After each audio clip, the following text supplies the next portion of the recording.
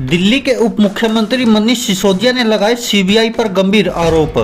क्या सीबीआई बन गई है भाजपा का तोता? क्या सीबीआई नाचती है केंद्र सरकार के इशारों पर? क्या सीबीआई फंसाती है फर्जी मुकदमों में? मनीष सिसोदिया ने किए हैं सनसनीखेज खुलासे। सीबीआई ने मुझसे कहा कि आप में रहेंगे तो झेलेंगे मुकदमे, भाजपा उन्हें बना देंगी मुख्यमंत्री। दोस्तों, अगर आप ये वीडियो हमारे फेसबुक पेज पर देख रहे हैं तो यहाँ क्लिक करके फॉलो करें और साथ में इस बेल आइकन पर भी क्लिक करें।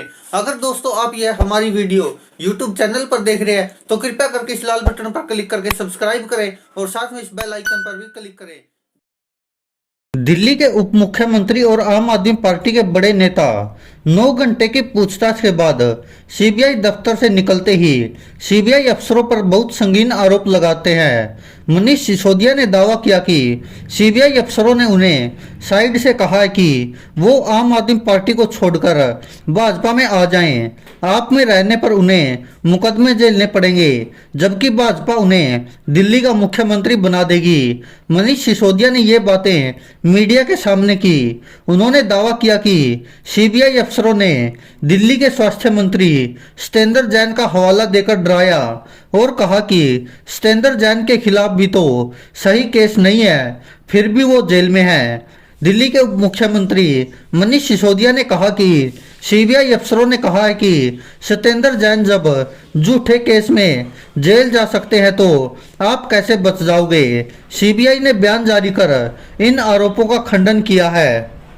दिल्ली के उप मुख्यमंत्री ने मीडिया के सामने कहा, एक्साइज पर बात हुई, लेकिन मुझे आश्चर्य हुआ कि वहां भी साइड में दबाव बनाया गया है कि आम आदमी पार्टी छोड़ दो। उन्होंने पूछा कि आम आदमी पार्टी में क्यों हो। मैंने कहा क्यों, तो बोले ये केस तो ऐसे ही चलते रहेंगे, तब तो इस केस में तो कुछ है ही नहीं, ये तो खत्म हो जाएंगे।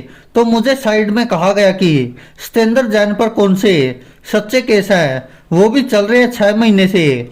6 महीने वो भी जेल में रह सकते हैं तो आप भी रह सकते हैं। दिल्ली के उप मुख्यमंत्री मनीष सिसोदिया ने आगे दावा किया कि सीबीआई अफसरों ने भाजपा की तरफ से उन्हें दिल्ली का मुख्यमंत्री बनाने का ऑफर दिया।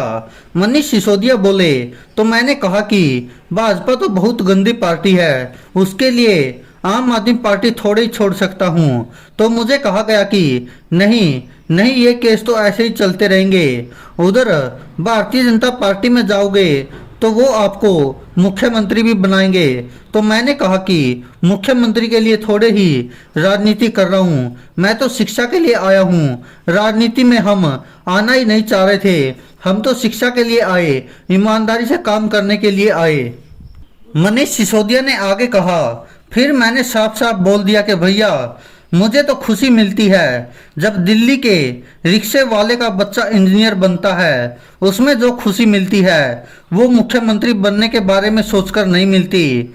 दिल्ली की मेड की बच्ची जब डॉक्टर बनती है तो मुझे खुशी मिलती है। मेरा जीवन शिक्षा के लिए समर्पित है। मैं इस तरह से ऑपरेशन लोटस के दबाव में नहीं आने वाला। इनको जो करना है करे, पूरा केस फर्जी है, दूर दूर तक सच्चाई नहीं है, 1 रुपए का कहीं घोटाला नहीं हुआ। भाजपा वाले कहते रहे और दबाव बनाते रहे कि 10,000 करोड़ का घोटाला हुआ है, कोई घोटाला नहीं हुआ है। आज मुझे वहां से भी समझ में आ गया है। इससे पहले मनीष सिसोदिया ने कहा कि भाजपा केंद्रीय एजेंसियों का असंवैधानिक इस्तेमाल कर रही है। उन्होंने कहा कि सारा केस फर्जी है। मनीष सिसोदिया ने कहा, दिल्ली की नई एक्साइज पॉलिसी को लेकर जो कथित घोटाला हुआ है उसके बारे में पूछताछ हुई। इसके बारे में भाजपा बार बार कहती है कि 10,000 करोड़ का घोटाला हुआ है, लेकिन आज मैंने सीबीआई में जाकर देखा कि घोटाला तो कुछ हुआ ही नहीं, घोटाले का कोई मसला ही नहीं है, सारा केस फर्जी है। मैं जानता हूँ सारा केस फर्जी है।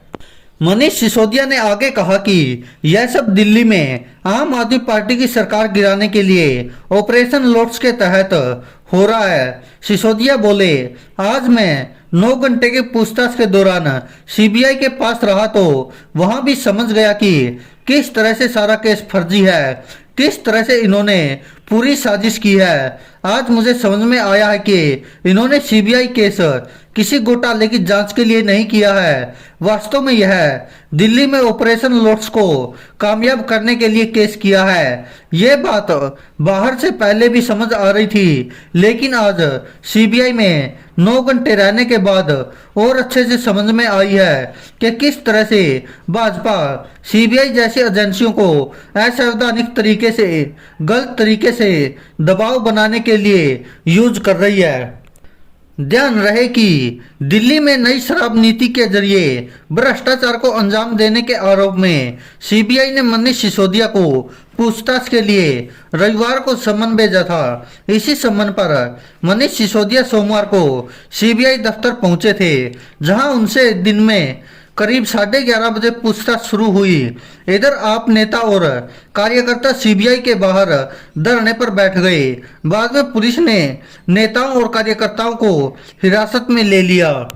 दिल्ली के उप मुख्यमंत्री और आम आदमी पार्टी के बड़े नेता मनीष सिसोदिया 8 घंटे से ज्यादा समय की पूछताछ के बाद सीबीआई दफ्तर के बाहर निकले और बेहद संगीन आरोपों की जड़ी लगा दी।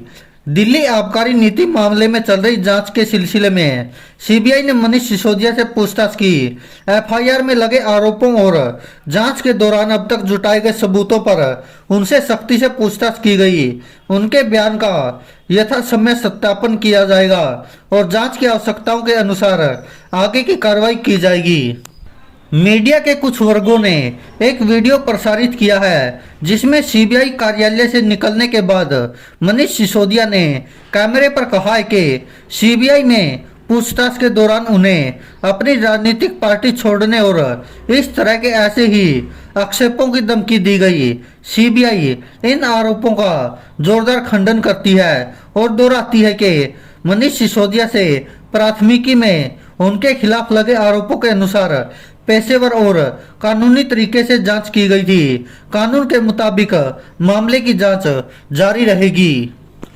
दोस्तों, इस पर आप क्या सोचते हैं? अपनी राय कमेंट बॉक्स में जरूर दीजिएगा, क्योंकि ऐसा पहली बार नहीं हुआ है जब किसी जांच एजेंसी का दुरुपयोग किया गया हो और ऐसे आरोप लगे हो। इससे पहले भी कांग्रेस की सरकार थी, तब भी ऐसे आरोप लगते रहते थे कि ईडी और सीबीआई जैसी जांच एजेंसियों का दुरुपयोग किया जाता है विपक्षी पार्टियों के नेताओं पर। और ऐसा ही अगर भारतीय जनता पार्टी की सरकार में भी हो रहा है तो यह कोई ज्यादा आश्चर्यजनक बात नहीं है, क्योंकि भारतीय जनता पार्टी पर पहले भी ऐसे गंभीर आरोप लग चुके हैं, खासकर ऑपरेशन लोटस को लेकर।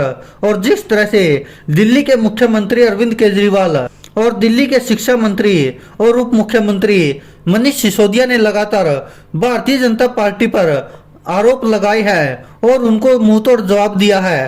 हो सकता है कि अब किसी तरह से दिल्ली में और किसी तरह से तो भारतीय जनता पार्टी जीत नहीं सकती या सरकार नहीं बना सकती। शायद हो सकता है कि जिस तरह से राजस्थान में, मध्य प्रदेश में, महाराष्ट्र में, इन जगहों पर ईडी सीबीआई का प्रयोग करके विपक्षी नेताओं को धमकाया गया और उनसे सरकार तोड़ने की कोशिश की गई, जहां पर के मध्य प्रदेश और महाराष्ट्र जैसे राज्यों में भारतीय जनता पार्टी कामयाब भी रही है।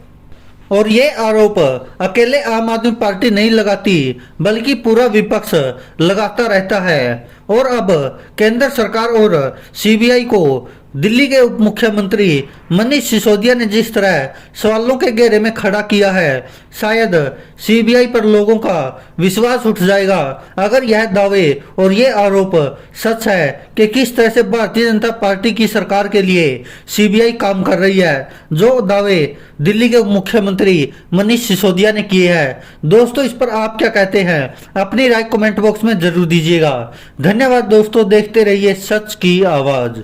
दोस्तों, अगर आप ये वीडियो हमारे फेसबुक पेज पर देख रहे हैं तो यहाँ क्लिक करके फॉलो करें और साथ में इस बेल आइकन पर भी क्लिक करें। अगर दोस्तों आप ये हमारी वीडियो यूट्यूब चैनल पर देख रहे हैं तो कृपया करके इस लाल बटन पर क्लिक करके सब्सक्राइब करें और साथ में इस बेल आइकन पर भी क्लिक करें।